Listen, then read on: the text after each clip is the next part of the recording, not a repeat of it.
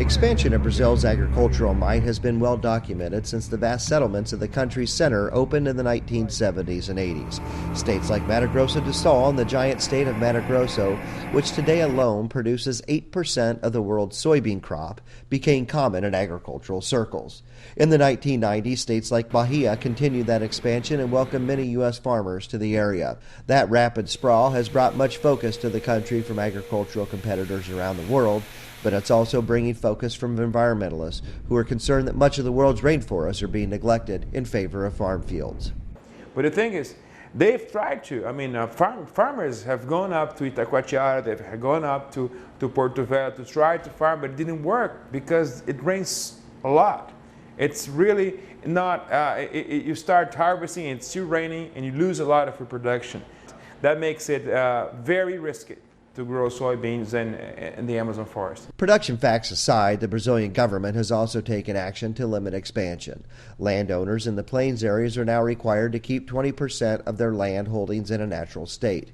In the rainforest areas, 80% of the land must be idled. This is limiting Brazilian expansion, but it's certainly not stopping it. The Cerrado areas, which are much like the U.S. plains states, are far from tapped out. One U.S. farmer now farming in the western Brazilian state of Bahia still sees opportunity for expansion.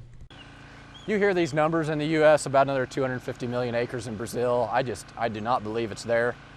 In northern Mato Grosso, you're already getting in a rainforest area. They've cut off the clearing there is, with their Desmatamento zero clearing policy.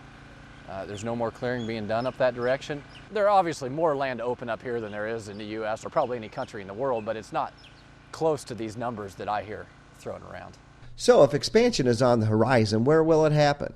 Monteiro believes that a lot of that will depend on infrastructure development.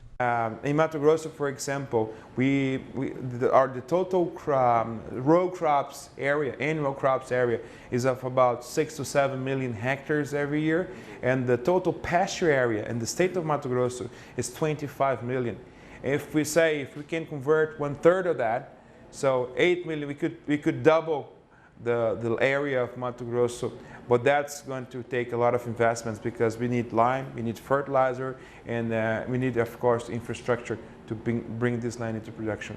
As the transportation issues are addressed, that will allow inputs to move into the production areas, and subsequently the crop can be moved out. As feedlots are developed across the country, particularly in the state of Mato Grosso, that will make pasture ground more readily available for conversion to crop production. Reporting from the top producer Frontier Study Tour in Brazil, I'm Greg Vincent.